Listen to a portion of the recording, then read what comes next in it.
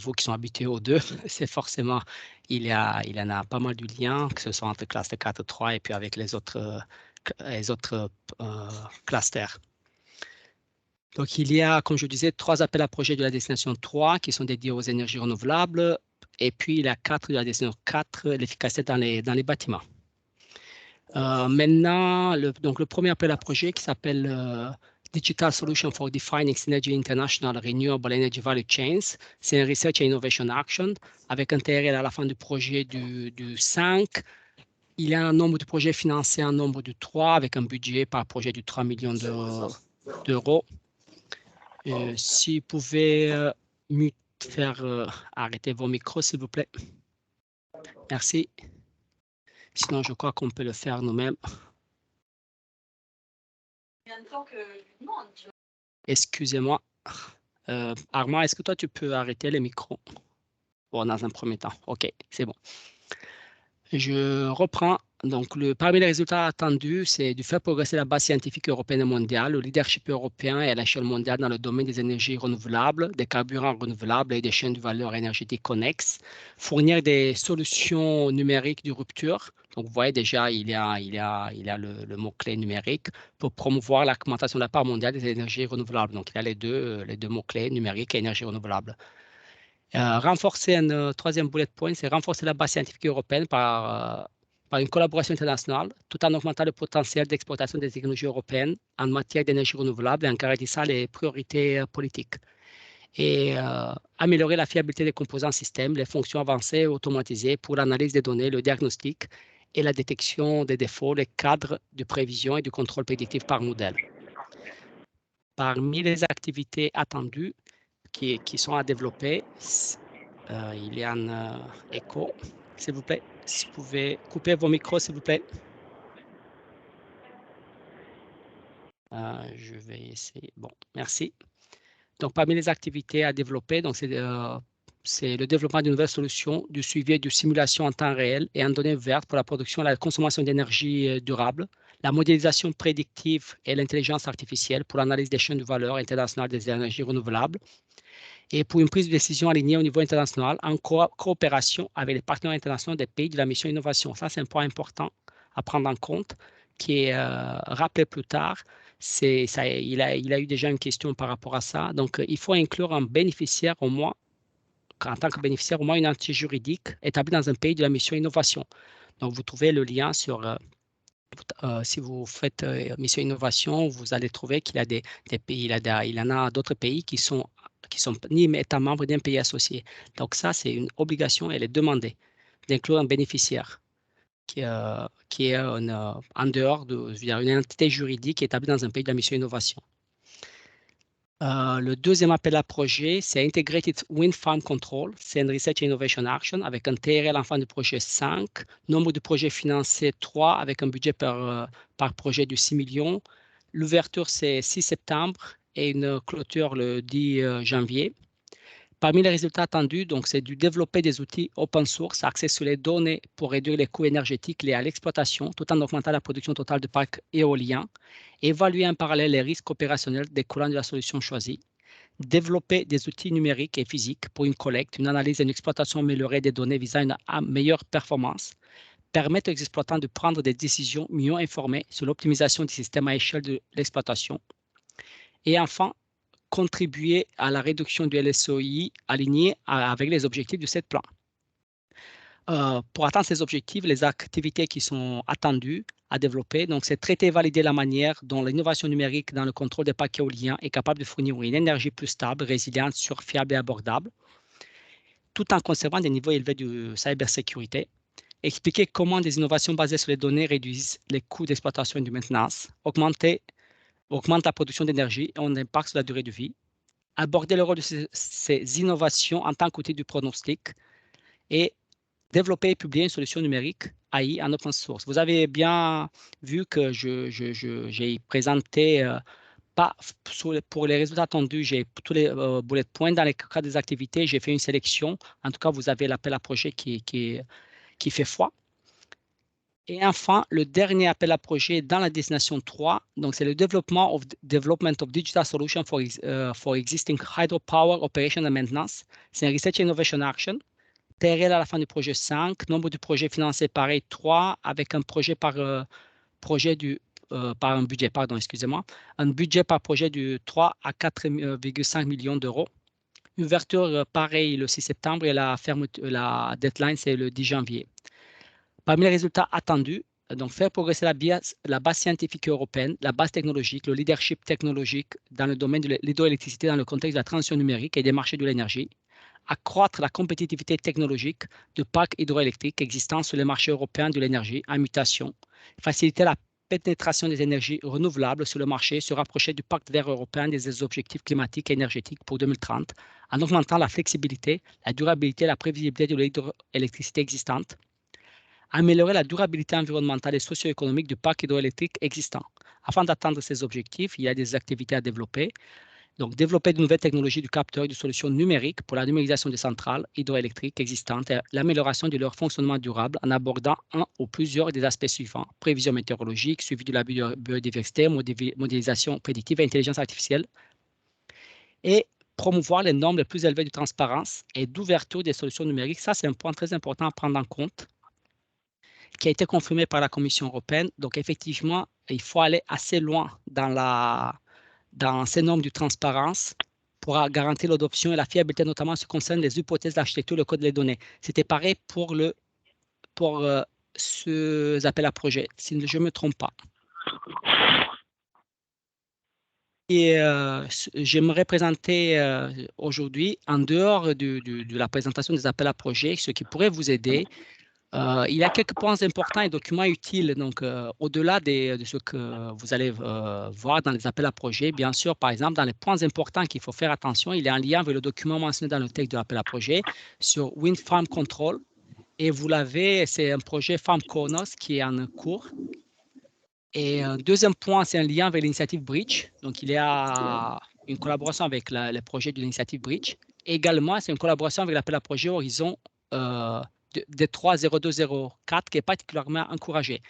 Je vous recommande également de regarder, quand vous allez faire votre projet, de regarder d'autres documents. Un des documents, c'est Wind Energy Technology Development Report 2000 sur 2020, qui a été publié par GRC. Vous avez le lien. Également, il y en a d'autres documents qui sont publiés par Etyp Wind dans le cadre de ce plan. Ça, c'est des points importants et des documents à avoir en vue. Et ce que j'ai fait également maintenant, et je vais un tout petit peu changer du fenêtre parce vous savez, peut-être une partie d'entre vous, vous pouvez trouver des appels à projets qui ont été déjà acceptés, soumis et acceptés. Il y a l'Union européenne, la Commission européenne, pardon, met à votre disposition un portail qui s'appelle Dashboard. Vous pouvez trouver tous les projets qui ont été déjà financés, qui ont été soumis, pas financés, ou ceux qui sont financés. J'avais fait une sélection. Du coup, je vais me déconnecter. Je vais faire en direct avec vous. J'ai choisi un appel à projet. Vous l'avez vu, c'est Integrated Wind Farm Control. Je vais faire un exemple. Là, je vais rentrer sur... Est-ce que vous voyez mon écran? C'est bon? Donc, je vais faire une démonstration en direct, c'est le plus simple. Je suis rentré sur le site dashboard de la Funding and Tender Opportunities. Je vais H2020 Funded Project. Ça prend un tout petit peu de temps. Et ensuite, on arrive sur cette page. Et là, on a deux moyens de faire pour chercher, soit par ce qu'on appelle une recherche intelligente. On clique dessus. Donc, on fait Wind Farm, exemple. On peut mettre Wind Farm Controls. Mais dans ce cas-là, vous allez réduire le nombre de projets qui vont sortir. Et après, vous pouvez choisir. Ça, effectivement, c'est à vous de décider à quel point vous allez élargir votre champ. Donc, soit vous allez vous arrêter. Par exemple, si je fais Si je rentre, je dirais sur Topic Description. Là, vous allez voir qu'il est à 60 projets. Et si on clique sur là, vous avez en haut à droite.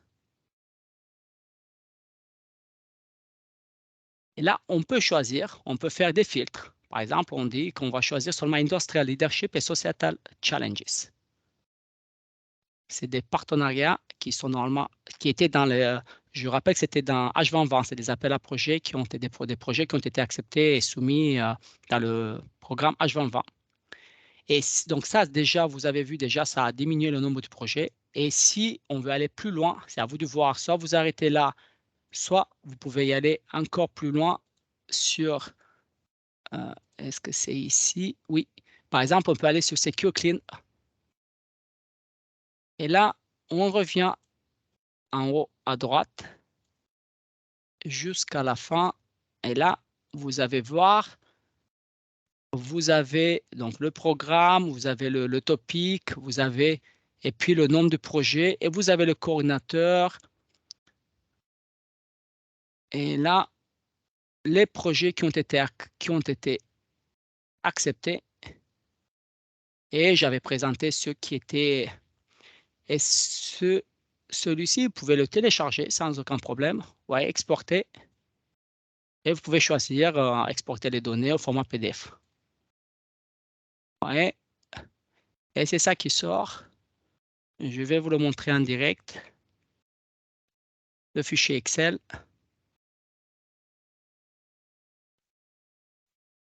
Vous voyez, vous avez là, je vous laisse pour, vous pouvez l'arranger à votre guise. Donc, vous avez, comme je disais, les coordinateurs, le nom des coordinateurs, ici le pays. Donc, vous avez là, donc le coordinateur et vous avez le pays. Je vous ai montré, donc là, vous avez vu, ça, c'était un moyen de faire. Je suis parti par le biais de recherche intelligente. Un autre moyen, c'est on peut à partir par la topic. En tout cas, ça change. C'est un outil qui est assez performant. Il y en a d'autres bon, qui sont payants. Celui-là, il est gratuit, offert par la Commission européenne. Et c'est à vous de voir jusqu'où vous désirez aller. Comme ça, vous pouvez voir quand vous voulez déposer un appel à projet, vous pensez vous ne savez pas quel partenaire vous pouvez choisir. Dans ce cas-là, vous choisissez les mots-clés, que ce soit du titre du projet ou dans les mots-clés dans le texte de l'appel à projet.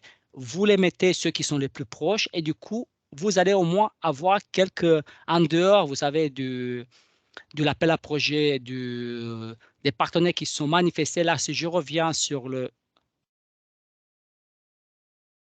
Je reviens dessus. Attendez juste une minute. Je reviens ici. Et maintenant, hop. Vous voyez là, j'avais par exemple choisi, déjà, je l'ai mis en gras le projet Farm Corners qui est déjà indiqué dans un document, dans l'appel à projet de cet appel à projet Integrated Wind Farm Control. Et j'avais juste fait une sélection. Et comme vous le savez, en tout cas une bonne partie d'entre vous, si vous voulez savoir plus, vous rentrez sur le site du Cordis. Et là, vous allez trouver les partenaires pour cet appel à projet, que ce soit Farm Corners, vous pouvez trouver qui est le coordinateur. Et vous allez le trouver aussi dans le tableau Excel que j'avais montré, mais vous allez le trouver ici aussi. C'est juste pour vous montrer comment on peut faire. Là, je vais continuer avec, donc là, c'était pour la destination 3. Si vous avez des questions, soit vous les posez maintenant, soit on reverra ça à la fin. Maintenant, je vais présenter les appels à projets, les 3 appels à projets de destination 4, bâtiments numériques. Donc, le premier appel à projet s'appelle Demand Response in Energy Efficient Residential Buildings. C'est un appel à projet du type Innovation Action avec un TRL en fin du projet 6-7, nombre estimé du projet financé 2 à 3, un budget entre 4 et 6 millions. L'ouverture, ça a été déjà a eu lieu le 28 avril avec une clôture le 6 septembre. Parmi les résultats attendus, donc, c'est développer des solutions innovantes de réponse à la demande énergétique pour le secteur pour le secteur résidentiel dans le but de soutenir la transition énergétique. Ces solutions doivent augmenter les avantages, être acceptées et appropriées par les utilisateurs finaux et d'élargir la communauté des utilisateurs, de permettre une approche commerciale de la réponse à la demande dans le secteur résidentiel. Afin d'atteindre ces objectifs, il y a parmi les activités à développer, donc développer des solutions innovantes de réponse à la demande énergétique et faciliter leur usage, ainsi que l'engagement des utilisateurs. Démontrer que les solutions proposées permettent de réduire les coûts des petits équipements de réponse à la demande, par exemple en améliorant les modèles et en accélérant le traitement des données, et qu'elles sont évolutives et reproductibles. Démontrer que les solutions proposées sont adaptées à la réponse explicite à la demande ou à une combinaison de réponses explicites et implicites à la demande résidentielle. Et inclure au moins 3 sites de démonstration situés dans des régions climatiques différentes. Ça, c'est très important. Un autre point, un autre appel à projet, l'appel à projet suivant, c'est D40103, Smart Buildings for Better Energy Performance. C'est également une Innovation Action avec un TRL à la fin du projet du 8. Donc, nombre estimé du projet financé 2 à 3. Budget par projet de 4 à 6 millions. Pareil pour l'ouverture 28 avril et la clôture le 6 septembre. Parmi les résultats attendus, c'est de développer des solutions innovantes, abordables, conviviales et accessibles pour surveiller et améliorer en permanence la performance énergétique des bâtiments. Une performance énergétique accrue des bâtiments grâce à l'emploi des énergies renouvelables et du stockage et des services. Une utilisation plus facile et plus systématique des produits et services intelligents pour réaliser des économies lorsque la rénovation énergétique n'est pas envisageable. Une meilleure reproductibilité des solutions de technologies intelligentes. Parmi les activités, donc développer de nouvelles solutions ou améliorer les solutions existantes pour l'interopérabilité des systèmes et garantir un niveau élevé de sécurité et de confidentialité. Étudier des approches visant à réduire les coûts des systèmes permettant l'intégration de l'efficacité énergétique, des énergies renouvelables, du stockage et de leur optimisation. Démontrer le potentiel d'économie d'énergie des solutions intelligentes de gestion de l'énergie et inclure au moins 3 sites de démonstration situés, ça revient toujours, ces 3 sites de démonstration dans des régions climatiques différentes. Le troisième appel à projet de la destination 4, c'est Smart Grid Ready and Smart Network Ready Buildings, Acting as Active Utility Nodes. Ça fait partie du partenariat Build for People. Donc, c'est Innovation Action avec un TRL en fin du projet du 7. Nombre estimé du projet 2 à 3, avec un budget par projet de 6 à 9 millions. Ouverture 6 septembre et une clôture le 24 janvier. Point important, le financement, c'est 60% pour le secteur privé. Les résultats attendus, amélioration de l'interopérabilité et des synergies entre l'électricité et les autres vecteurs énergétiques et avec d'autres secteurs non énergétiques pertinents, par exemple la mobilité, amélioration de la compétitivité des bâtiments en tant qu'actifs de flexibilité pour la gestion des réseaux, et les activités à développer, fournir des solutions d'intégration bâtiment-réseau, améliorer l'interopérabilité et les synergies entre les bâtiments, renforcer les synergies entre le stockage d'énergie sur le site et les sources d'énergie renouvelables sur site, contribuer à améliorer l'interopérabilité des solutions, veiller à ce que les solutions proposées incluent des applications Big Data pour la gestion en temps réel et la maintenance prédictive, démontrer la rentabilité et la viabilité économique des solutions proposées, démontrer l'utilisation de plateformes interopérables à grande échelle qui rassemblent différents acteurs et secteurs et chercher à impliquer les acteurs dont les SHS, un point important, dans les domaines comme la réponse à la demande, les appareils intelligents, etc. Je suis allé assez vite, excusez-moi si je suis allé un peu trop vite, justement pour refaire une autre démonstration une deuxième fois j'ai choisi le premier appel à projet Demand Response Energy Efficient Residential Buildings. Pour ceux qui sont moins bien familiarisés avec le dashboard, j'avoue que même si je l'utilise de manière régulière, je le redécouvre, hein, je ne le cache pas. Hein. C'est un outil assez performant, mais ça n'empêche que il faut savoir ce que vous voulez en fonction. Donc, comme ça, vous pouvez utiliser des filtres plus ou moins poussés. Voilà, donc là, pour revenir, donc, pour cet appel à projet, les points importants, comme je le disais, donc un lien vers l'initiative Bridge, le partenariat Build for People. Et puis là, les documents auxquels vous pouvez avoir accès sur le site du P5 Climat Énergie. C'est la liste de rapports, donc il y a le lien direct. Donc, il y a par exemple Energy Efficiency Solution for Buildings qui est proposé dans le 7 plan. La directive Building Renovation Passport and Relevant Parts of Level. The EU Building Stock Observatory et Strategic Plan 2021-2024 Horizon Europe. Donc, parmi les projets financés, effectivement, vous voyez, j'avais fait pareil une recherche intelligente en utilisant directement Energy Efficient Building. Donc, je reviens sur... Et puis, en fait, je reviens sur le site à nouveau. Là, je vais enlever ces filtres. Et là, du coup, si je fais recherche intelligente, donc j'avais dit Energy Efficient. Energy Building. Bon, on peut mettre Buildings, mais ça, c'est un détail. Ça prend un peu du temps.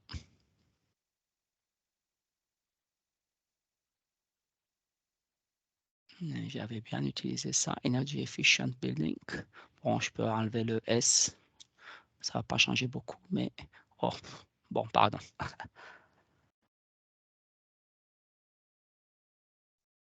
Il avait trouvé. Là, on a réduit. Vous voyez, déjà, on peut, par exemple, on a les 3 mots Energy Efficient Industry, Building Design. Soit on utilise celui-là, soit Industry, Energy Management.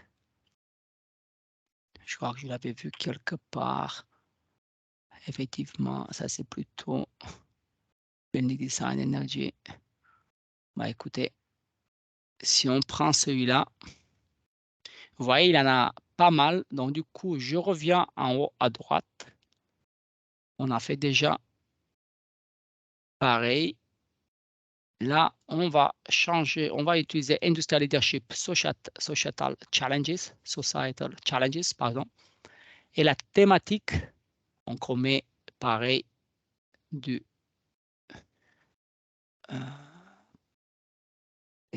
voilà, Secure.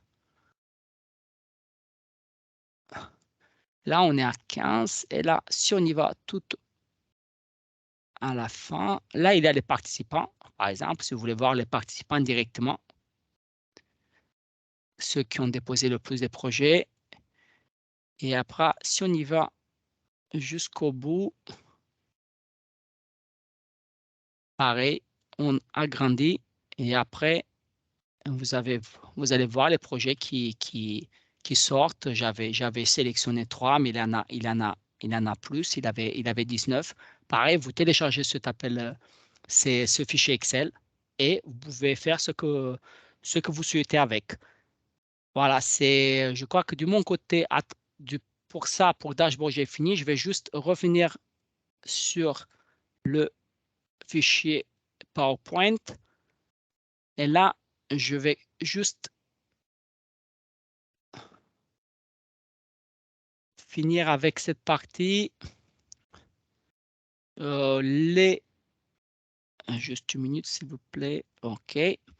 Donc, l'équipe SCN, le coordinateur Benjamin Viniger, avec nous les trois membres, Marilyn, moi-même et Enrico, qui nous sommes à votre disposition. Nous sommes à 40% détachés au ministère. Et pour vous aider, il y a un slide qui montre aussi la Commission européenne avec le dashboard, les projets financiers Cordis, donc, et puis les 2 webinaires à revoir qui sont importants.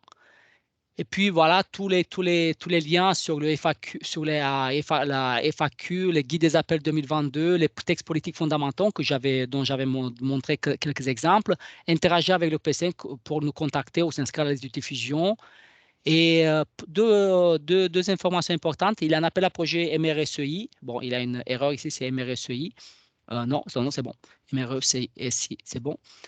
SI, oui, c'est ça. MRE. Bon, édition 2022, troisième session le 1er juillet 2022. Et puis, il y a un nouveau qui s'appelle SRSEI. C'est un soutien pour les initiatives Horizon. Je crois que de mon côté, j'ai fini. Donc, je vais arrêter la présentation et je vais donner la main à mon collègue Armand Nachef. Oui, bonjour à toutes et à tous. Donc là, c'est à moi maintenant de présenter la partie cluster 4. Donc, contrairement au cluster 5 qui cherche à traiter donc, des défis sociétaux, le climat et l'énergie, le cluster 4 cherche à lever des verrous technologiques. Donc, il est plutôt, donc c'est un cluster qui est plutôt orienté sur la techno-push. Donc, ça veut dire qu'on cherche à développer et pousser des technologies horizontales pour pouvoir les utiliser dans des secteurs verticaux divers et variés. L'énergie, le climat, l'agriculture, la santé, la justice, la sécurité sont des exemples de secteurs verticaux. Pourquoi je vous dis cela? Parce qu'on a essayé, donc il y a des appels qui restent ouverts dans le numérique. On a regardé ces appels avec Vasile pour savoir quels appels on va choisir pour vous présenter. Mais en fait, c'est que tout le numérique, tous les appels dans le numérique conviennent pour le secteur on peut les utiliser dans le secteur de l'énergie. Donc, Vasile, il m'a dit, voilà, on choisit ces trois, il pense que ce sont les mieux, donc trois topics qui sont les mieux adaptés pour la communauté de l'énergie, mais en fait, on peut tout utiliser. Et donc, c'est pour commencer ma présentation, je vais partager mon écran. Est-ce que c'est bon? C'est bon, Armand, C'est bon? on peut voir. Oui. D'accord. Donc, d'abord, comme ça, la première, il faut voir que le cluster 4 est divisé en 6 destinations. Donc, il y en a 3 qui sont liées au domaine du numérique. Ce sont donc les destinations qui sont numérotées, qui ont le numéro 3, 4 et 6. Et donc, la destination 3 qui a comme sigle data, elle porte sur les technologies des données et du calcul. La destination 4 qui a comme sigle digital emerging, elle porte sur les technologies numériques et émergentes au service de la compétitivité et du pacte vert. Et enfin, la destination 6 qui a comme sigle Human, elle se focalise sur le développement éthique et centré sur l'homme. Donc, bien sûr, des technologies numériques. Donc, la nomenclature dans les clusters dans Horizon Europe, c'est assez simple. Quand c'est Horizon Europe. Avant, c'était H2020. On a maintenant, après le cluster 4, le CL4, on a l'année, on a la destination et après, on a l'appel. Donc, on va ici présenter, il y a eu le premier appel. On va présenter le deuxième appel, puis le dernier sigle, vous allez voir après, ça porte sur le topic. Donc, vous saurez tout à l'heure pourquoi j'ai insisté sur ces détails. Bon, on va voir cela tout à l'heure. Donc, en 2022, il ne reste que 5 topics en numérique qui sont non clos. Et ils sont également non ouverts. Donc, ces topics, vous allez voir, ils ouvrent donc le 16 juin. Ça veut dire on les connaît aujourd'hui, mais ce n'est qu'à partir du 16 juin que vous allez pouvoir commencer à répondre à ces appels. Et puis, la date de clôture, c'est le 16 novembre. Donc, il reste en fait 10 topics, 5 qui sont dans le graphène qui vous intéressent un peu moins, et 5 autres qui sont plus dans le domaine du numérique. Donc, on avait choisi avec Vasile, on va vous parler comme ça, il y en a 3 qui sont dans le digital emerging, je vais présenter le premier, et puis il y en a 2 qui sont dans la destination 6 human, je vais les présenter tous les 2. Donc, vous remarquez donc sur ce slide que les TRL, donc les niveaux de maturité technologique des technologies sont relativement assez bas. Donc, pour les Research and Innovation Action, les RIA, donc c'est des actions de recherche, on parle de TRL 2 à 3, ça veut dire 2, ça veut dire qu'on a juste formulé le concept de la technologie. Le 3, c'est on a fait la preuve de concept, mais on n'a pas fait encore, on ne l'a pas développé, on ne l'a pas validé encore. Puis pour aller à la TRL 4 ou 5, ça veut dire qu'on va juste valider cette technologie, et soit en labo, c'est dans le cadre 4, ou bien 5, on va le valider dans un environnement pertinent qui ressemble à un environnement réel. Bon, j'insiste sur le fait que ça, c'est le TRL. Donc, dans le cas de l'Innovation Action, on va partir de TRL qui sont assez hauts, mais le but, c'est de pouvoir faire des démonstrateurs, de démontrer. Donc, soit on va démontrer l'application dans un environnement pertinent, ou bien on va le démontrer dans un environnement opérationnel. Donc, j'insiste sur ce fait parce que c'était pour tous ceux, parce que c'est le fait qu'on a des TRL bas dans le numérique, dans les appels cluster 4 numériques, c'est très apprécié par les chercheurs et tous les acteurs de l'innovation. Donc, ce sont des topics qu'on vous trouve de moins en moins dans le reste du programme Horizon Europe. Je vais commencer, je vais présenter les 3 topics qui sont encadrés en rouge. D'abord, c'était le topic Digital Emerging 0205. Ce topic, vous avez vu, a été proposé par le partenariat cofinancé qui s'appelle IA Données et Robotique. C'est un partenariat public-privé. Il propose sur les topics à la commission. La commission fait des petits changements, les met dans le programme de travail, puis ces topics sont après votés. Donc, le programme de travail est voté par les États membres et les États associés. Ce topic, c'est un topic, c'est un IA, dans la catégorie Innovation Action. Donc, on cherche à faire très peu de développement, donc on cherche à plutôt valider les technologies, à inclure la technologie dans un démonstrateur. Le but est de faire progresser les technologies d'IA, des données, de robotique et d'automatisation pour optimiser des processus dans l'industrie. On vous demande tout d'abord de choisir, en fait. Vous devez spécifier si votre projet concerne l'optimisation dans l'industrie de la production ou bien du service. Donc, vous allez choisir entre production ou service, mais pas les deux. Donc, il faut faire le choix dès le départ. Vous dites, voilà ce que vous voulez et ce que vous voulez faire. Puisque c'est un projet d'Innovation Action, on va essayer d'intégrer des technologies d'intelligence artificielle, d'apprentissage de données, de robotique dans des solutions opérationnelles. Donc, ces solutions doivent servir à optimiser des scénarios d'utilisation dans des secteurs industriels avec des environnements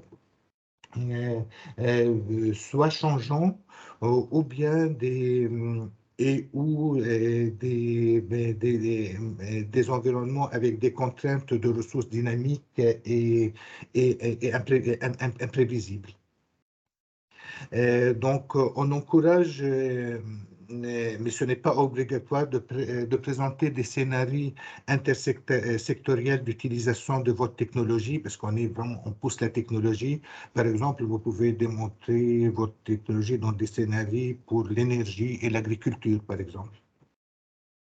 Les solutions d'IA, ça c'est la commission CDA pour la Commission européenne. Elle dit que l'IA, donc en Europe, on doit développer une IA qui est fiable, surtout transparente et explicable. Ça, c'est vraiment très important pour votre solution. Donc, il faut penser à proposer des solutions où l'intelligence artificielle est explicable, qui intègre des sources de données variées, des capteurs, de la robotique. La robotique peut être de la robotique autonome ou interactive, des réseaux et des interactions en machine. Vous pouvez aussi ajouter des actionnaires à vos solutions de contrôle-commande. Puis il va de soi parce qu'on est donc dans un projet d'innovation action,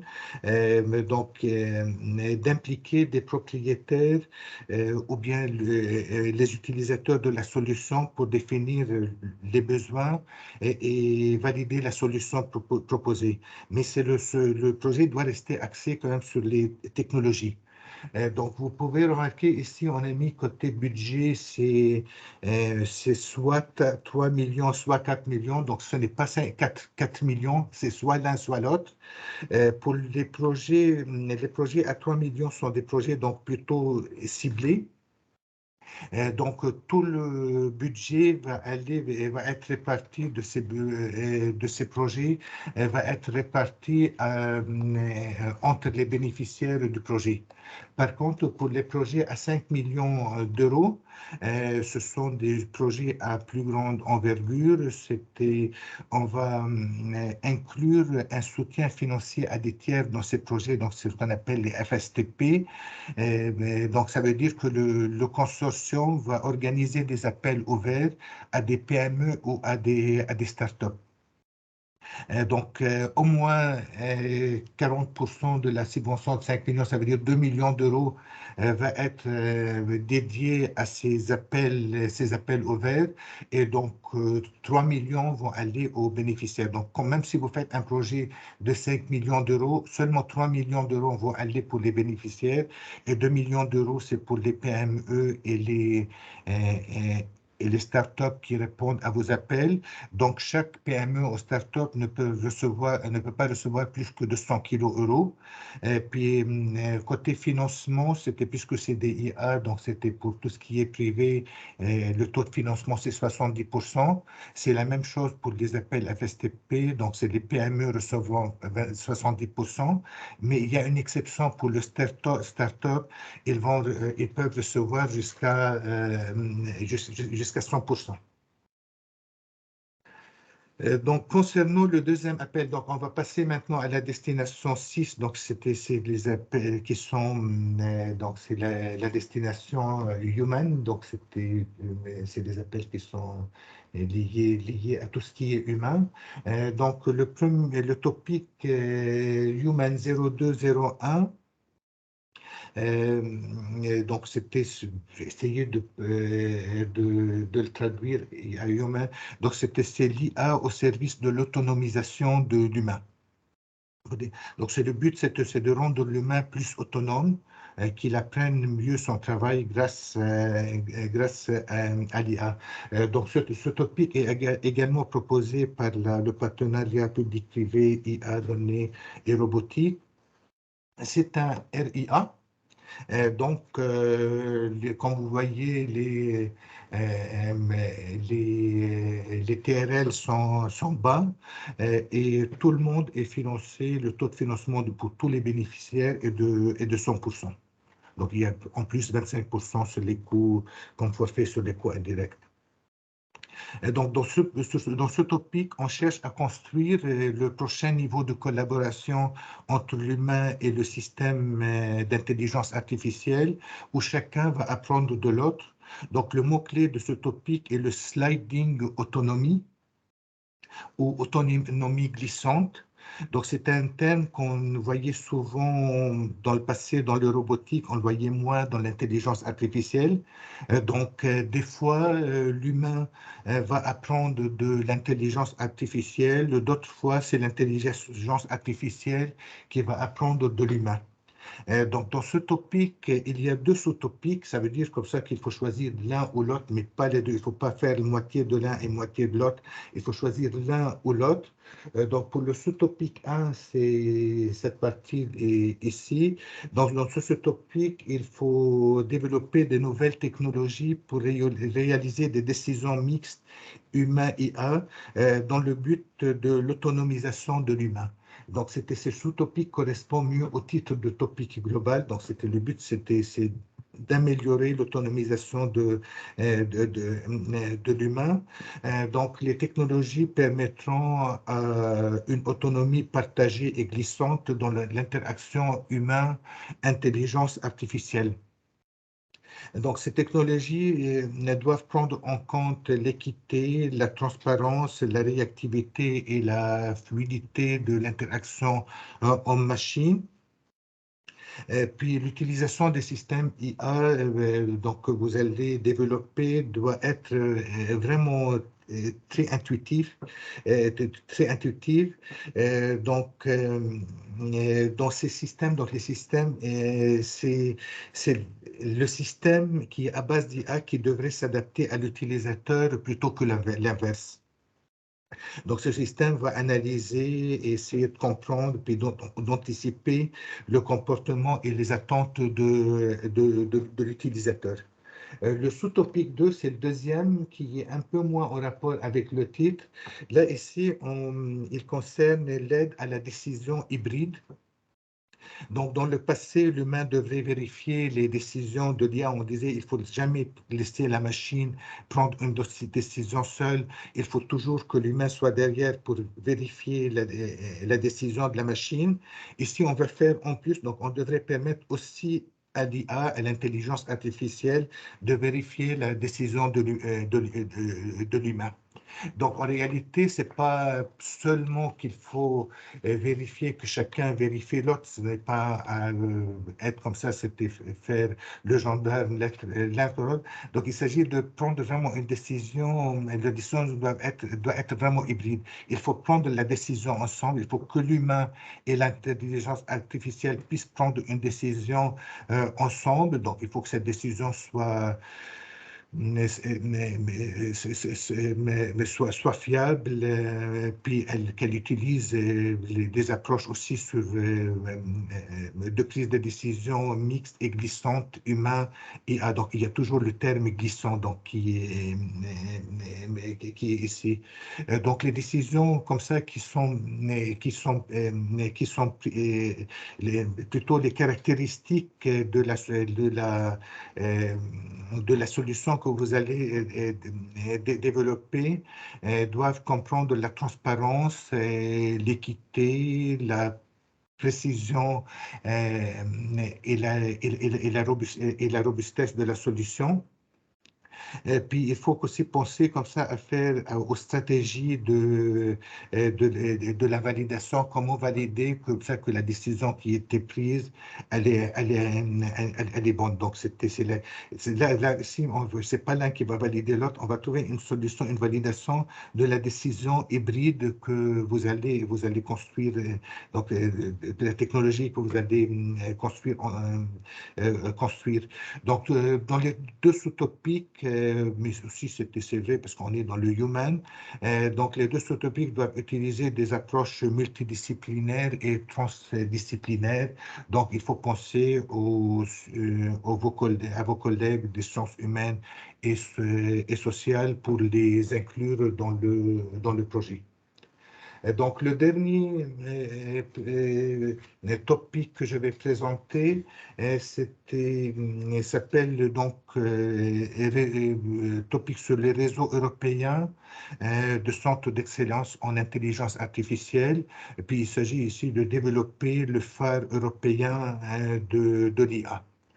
Donc, la première chose qu'on pense comme ça, quand on entend le mot réseau, on dit voilà, on va développer le réseau. On peut penser qu'il s'agit d'une action de coordination, donc c'est d'une CSA. Mais ce n'est pas vrai. Là, ici, il s'agit bien de monter 3 projets différents de recherche et d'innovation. Donc, des projets comme ça, de recherche comme ça à TRL qui sont des bas. On parle de TRL 2 ou 3.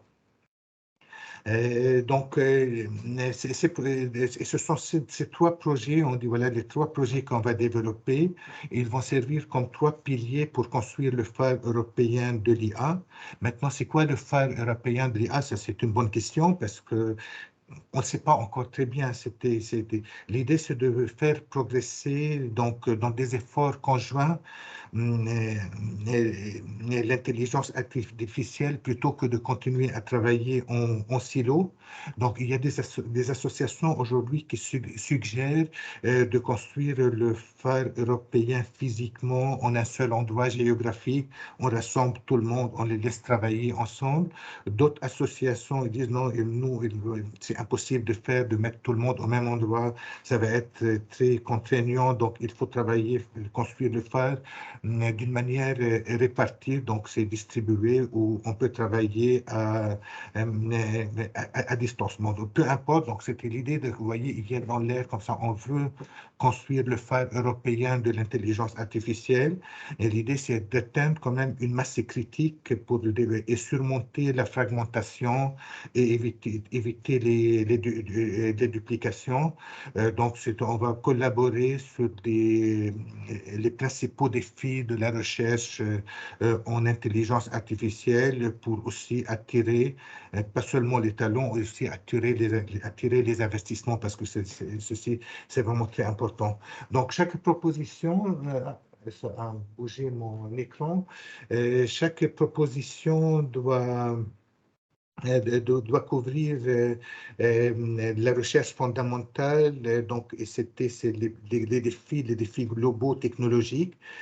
Donc, on va essayer d'améliorer les performances, les précisions, la robustesse, la vérifiabilité, la fiabilité, l'adaptabilité, et puis développer l'apprentissage aussi automatique, des nouveaux algorithmes, des nouveaux paradigmes, des nouvelles architectures, puis on va travailler sur des apprentissages hybrides. Donc, il y a aussi les données. Donc, l'idée, c'est aussi de se baser sur ce qui a déjà été développé. Il y a de la AI for EU. Donc, c'est un projet ou c'est une plateforme donc, il s'agit comme ça de le compléter, de mettre des applications encore dedans, et c'est surtout de suivre l'agenda européen de recherche et de déploiement de l'IA. Il y a un agenda, donc vous avez le lien, vous pouvez le télécharger, vous allez pouvoir le télécharger. Donc voici pour la présentation de cela. Donc c'était mon approche pour chercher les partenaires et différents de on a voulu faire avec Vasile des approches un peu complémentaires. Donc pour les sujets donc du numérique, il y a eu un brokerage event en décembre en 2021.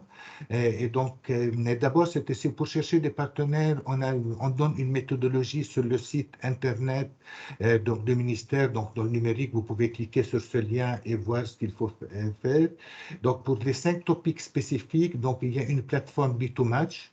Vous cliquez, vous allez sur ce lien. Il faut créer votre compte si vous ne l'avez pas déjà. Et puis, vous allez sur le marketplace. Et c'est sur le marketplace, vous allez choisir, donc vous allez taper par exemple soit des mots-clés, soit les titres des topics. Et c'est là que je vous ai dit, c'est pour cette raison que je me suis attardé au départ pour vous dire comment ça marche la nomenclature. Parce que quand le brokerage event a eu lieu, les appels, ces 5 topics étaient dans le premier appel. Donc ils avaient comme référence digital, et par exemple Human 0101. Et là maintenant, puisqu'on les a passés dans le deuxième appel, ils s'appellent 0201. Donc si vous êtes dans le marketplace, il y en a qui ont changé le topic, le numéro, j'ai remarqué cela depuis, parce qu'on peut toujours changer, mais il y en a encore, il y a des topics qui restent 0101 ou bien 0102, donc pensez à taper comme ça les anciens numéros pour trouver les fonctionnaires. Il y a quelques 900 partenaires qui ont voulu, comme ça, qui disent voilà, qu'ils souhaitent participer à des projets. Donc voilà, c'est la méthode comment pour chercher des partenaires. La deuxième méthode, c'est de nous contacter. Donc là, il y a Isabelle de Sutter qui est la coordonnatrice de notre PCN numérique. Puis nous sommes 3 membres, Gaël Mogis, Smaïl Niar et moi-même. Donc le mieux, c'est de nous contacter. Si vous avez, on peut vous donner un rendez-vous, on peut échanger pendant une demi-heure. Si vous avez une idée de projet, on pourra vous conseiller pour cela sur tous les points de vue. Donc, le contact du PCN numérique, si vous voulez vous noter, vous avez l'adresse, c'est PCN-TIC, Technologie de l'information et de la communication. Et puis, donc, n'hésitez pas aussi à vous inscrire sur notre liste nos listes de diffusion. Donc, voilà, je termine ici, puis on peut passer, j'ai débordé de 2 minutes, puis on peut passer aux questions.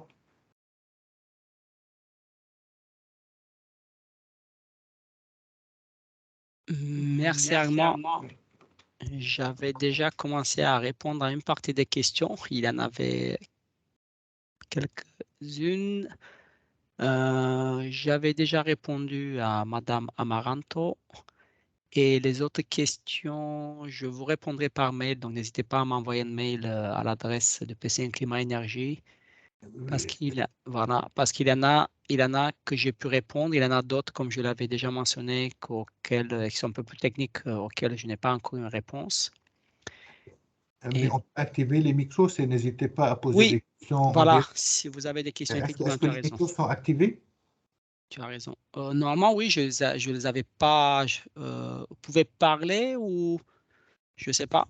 Normalement, je n'avais pas touché au micro. Je les avais pas. Normalement, oui. Donc, n'hésitez pas à lui poser la question directement. Si vous le souhaitez. Pour le dashboard, j'avais déjà donné le lien. Je vous écoute.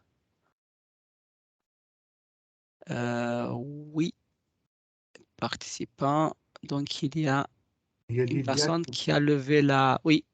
Oui. Lilia, on vous écoute. Oui, bonjour. Ce serait une question sur un des appels à projets du cluster 4 qui vient d'être présenté par chez NHF. Donc la première question, elle est sur les projets, donc les petits projets considérés focus à 3 millions. Oui. Est-ce qu'on peut proposer un seul use case pour ces projets, ou il faut proposer plusieurs cas d'usage? Ça peut être un seul use case s'il est bien, qu'il va souvent. Il faut au moins un use case, mais s'il y a deux, peut-être c'est parce que on est donc dans les technologies, c'est bien, c'est toujours comme ça bien vu si on peut les montrer donc dans un domaine intersectoriel. Donc c'était si vous êtes dans on peut faire un use case, aller assez loin, par exemple, aller jusqu'au TRL5 en énergie, mais c'est bien de dire, voilà, ça fonctionne, on l'a beau sur un use case qui peut être dans un autre domaine. Oui, mais c'est tout à fait, vous pouvez venir avec un seul use case. D'accord, très bien. Voilà. Et donc là, j'ajoute, c'est vraiment très intéressant pour et souvent comme ça dans le cluster 4, on trouve des chercheurs qui connaissent bien la technologie. Et si vous venez avec des use cases qui viennent par exemple de l'énergie, c'est quelque chose de vraiment très apprécié. Donc en général, c'est plus facile de trouver, d'intégrer un consortium si vous venez avec votre use case. D'accord, très bien, merci. Du coup, si je peux poursuivre, j'ai deux autres questions toujours sur cet appel. La deuxième question, elle porte sur le secteur. Est-ce que c'est plutôt production ou service? Et du coup, je me demandais si les data centers étaient considérés comme des services dans le cas d'usage. Enfin, ça dépend aussi, c'est l'utilisation des data centers, comment on va faire l'utilisation, on est dans le service. Si on va optimiser, par exemple, les data centers pour consommer moins d'énergie, c'est à l'optimisation même des data centers. Et dans ce cas, on est plutôt dans la production, en fait. Tout dépend de cas d'usage, en fait, des scénarios d'utilisation. Comment D'accord. Non, c'est assez clair. Donc là, vraiment, dans le cadre d'une optimisation des data centers, on est sur le volet production. Tout à fait, on est sur le volet production. Donc, quand il n'y a pas le service, ça veut dire, voilà, il y a l'utilisateur, le client final, l'utilisateur final qui est inclus dans le service. Oui, on est dans la production, en fait. Dans la production, on est dans la production, donc il n'y a pas de service, on est entre les, par exemple, si ce sont les ingénieurs, ceux qui travaillent sur par exemple, le storage, pour pouvoir le stockage, ou bien les ingénieurs du système d'exploitation, si on a des solutions pour des ingénieurs du système d'exploitation, pour moi, c'est de la production. Par contre, si c'est des solutions oui, c'est pour le client, c'est pour faciliter l'accès aux clients à des services sur le data center, c'est du service. Très bien, c'est très clair. Merci. Du coup, ma dernière question, toujours sur cet appel. Pour les projets considérés petits, donc à 3 millions, est-ce que quand c'est proposé technology provider, donc la personne qui fournit la technologie, est-ce qu'il faut que ce soit absolument une petite entreprise ou petite ou moyenne entreprise, ou est-ce que ça peut être également un grand groupe? Ça peut être tout. C'était tout le monde est accepté. En fait, c'était pour en fait, il faut dire 3 millions et 5 millions quand on est bénéficiaire. Bénéficiaire, ça veut dire, voilà, on a monté le projet, puis on va recevoir directement la subvention, donc c'est pas de la commission, si on est bénéficiaire, on n'est pas coordinateur, c'est le coordinateur qui va nous verser la subvention, mais ça vient de la commission. Mais par contre, donc dans ce cas, c'était le technology provider, ça peut être une PME, une start-up, un labo, voire un grand groupe. Donc, de moment tout le monde peut être technology provider. Mais par contre, c'était quand on est dans les 5 millions, donc pour les 2 millions qui restent, c'est quand on fait le FSTP, donc des appels ouverts. Et donc, dans ce cas, il n'y a que les PME et les start-up qui peuvent répondre. Les grands groupes n'ont pas le droit de répondre, ni les universitaires, ni les académiques, en fait. Je ne sais pas si je suis clair, en fait. Oui, c'est très clair. Merci beaucoup. Voilà, ça répond tout à fait à mes questions. Merci. Merci Armand. Il y en a une autre main levée. Donc, Leïla, Madame Belmerigna, s'il vous plaît. Oui, bonjour à tous. Merci pour la présentation. J'avais une question par rapport au premier appel à projet, donc climat énergie. Oui. Sur l'appel 03, donc Smarter Buildings for Better Energy Performance. D'accord. Donc, c'est la destination 4. D'accord. Voilà, destination 4, oui. Quel type de bâtiments sont considérés dans cet appel à projet? Oui, si vous pouvez développer votre oui, alors oui, d'abord ma question, elle est justement sur ce qui est attendu en termes de projet. Est-ce que c'est vraiment l'équipement d'un bâtiment, que ce soit par des outils de monitoring d'IoT, voire du mix énergétique? Si c'est le cas, donc si c'est équipé des bâtiments, quel type de bâtiment? Sinon, qu'est-ce qui serait attendu si ce n'est pas le cas?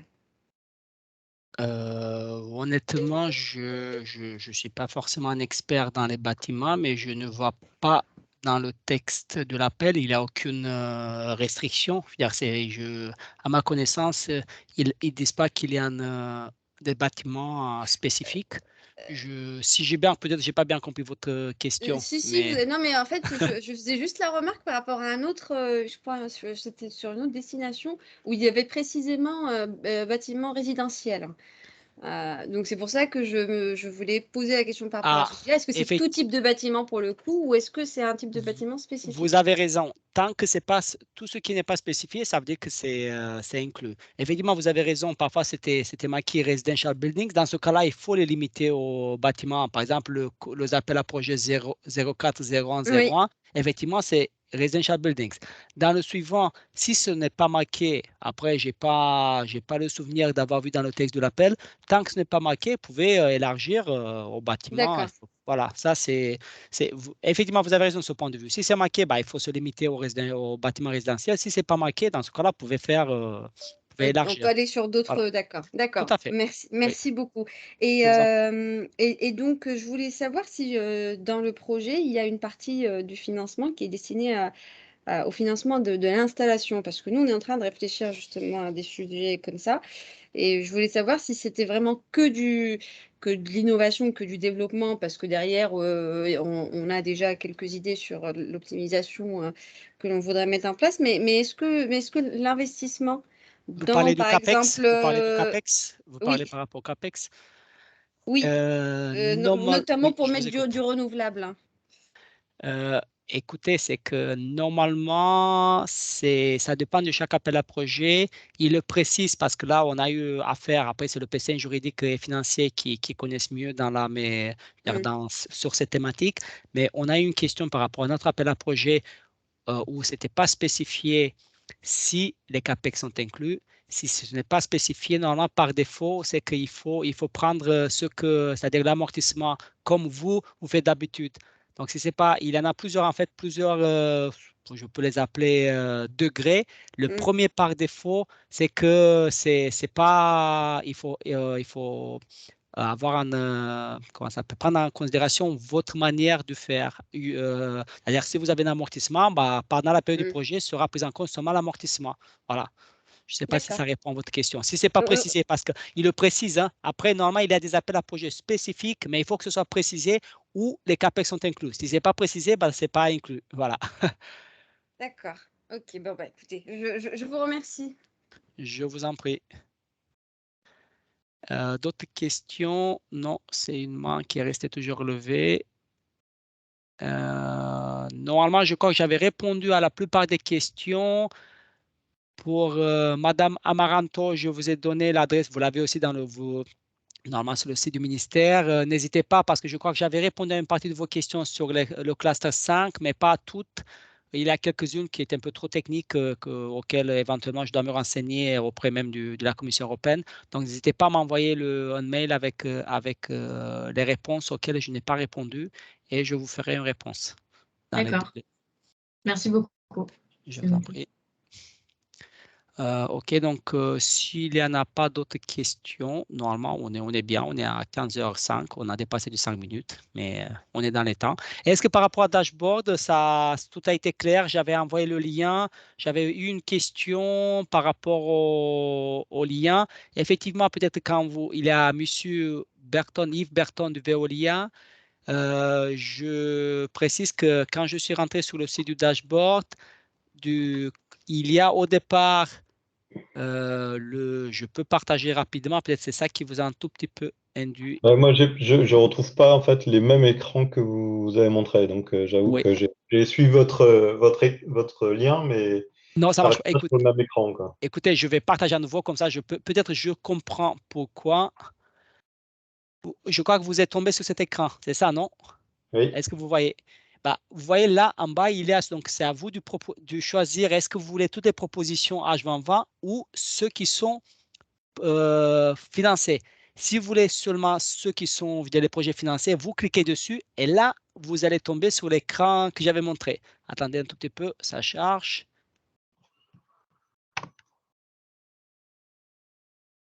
Et là, vous voyez, il y a l'écran. Est-ce que c'est de ça que vous parliez? Oui, c'est ça que je n'avais pas trouvé. Et effectivement, comme je disais, sur cet écran-là dont le lien, je vous ai envoyé aussi sur le dans la conversation, il faut choisir lequel. Vous avez aussi le programme FP7. Hein. Donc, si vous choisissez des propositions, H2020 propose dans toutes les propositions, c'est-à-dire vous allez trouver toutes les propositions qui ont été déposées, mais financées ou pas financées. Et si vous voulez seulement se financer, dans ce cas-là, vous allez voir H2020 Funded Project. Et là, dans ce cas-là, vous allez tomber sur où vous pouvez faire avec la recherche intelligente ou avec le topic et ainsi de suite. Est-ce que c'est plus clair maintenant? Là, il me donne votre compte est inactif, contactez l'administrateur, alors que sur le reste, je m'étais connecté. Quoi. Votre compte, il est inactif. Mais vous n'avez pas besoin de vous connecter avec votre compte. Hein. C'est sans vous connecter. C'est ce qui me... Quand vous cliquez sur le site, sur le lien que je vous ai envoyé, c'est ça qui vous dit? Non, au deuxième. Quand je clique, par exemple, H2020 Funded Project. Oui. Et ben, il me dit compte inactif. Écoutez, est-ce que ça, c'est pas par rapport à votre connexion Internet, plutôt? Bah, ça fait 2 fois que je le fais. Donc, bah, écoutez, je ne sais pas. Est-ce que pour les autres participants... Ça ne concerne pas tout le monde. Mais... oui. Non, mais non, ça, c'est... Je l'ai testé, ça marche. Ça marche? En tout cas, ça n'a pas besoin d'une authentification. D'accord. Normalement, non. Mais écoutez, je vous recommande de voir avec votre correspondant ici si ce n'est pas quelque chose d'interne par rapport au... Peut-être que je me trompe, mais parce que là, vous me mettez la colle. Normalement, je sais que ça marche et je ne suis pas connecté moi-même. Hein. Bien sûr, on peut aussi se connecter avec le... Mais normalement, il n'y a pas besoin de connexion. Ouais, à chaque fois, il me met ça. OK. OK, très bien. Et pour le reste, voilà, on a souhaité vous présenter cet outil hein, qui est assez puissant et qui donne pas mal d'informations, comme je disais. Si vous envisagez de faire un montage de projet, bien sûr, vous pouvez aussi déposer vos offres de compétences sur le site du PCN Climat Énergie ou le site du numérique, mais aussi directement sur le dashboard, vous avez accès, c'est une mine d'informations. Après, vous pouvez choisir comme je vous ai montré, et après, voilà, vous passez un peu du temps. C'est pour cela qu'il faut bien choisir les filtres pour ne pas avoir, soit vous allez restreindre le nombre de projets acceptés, soit vous allez les élargir. À vous de voir. Bon, sur ce, moi, j'ai fini. Armand, tu veux ajouter quelque chose? Non, c'est bien. Donc, merci à vous toutes et tous. Puis, donc, puis n'hésitez pas à nous contacter en direct. On est là pour répondre à vos questions. Tout à fait. Merci beaucoup. Bon après-midi. Merci à vous. Merci. Bon après-midi. Bon après-midi également. Au revoir.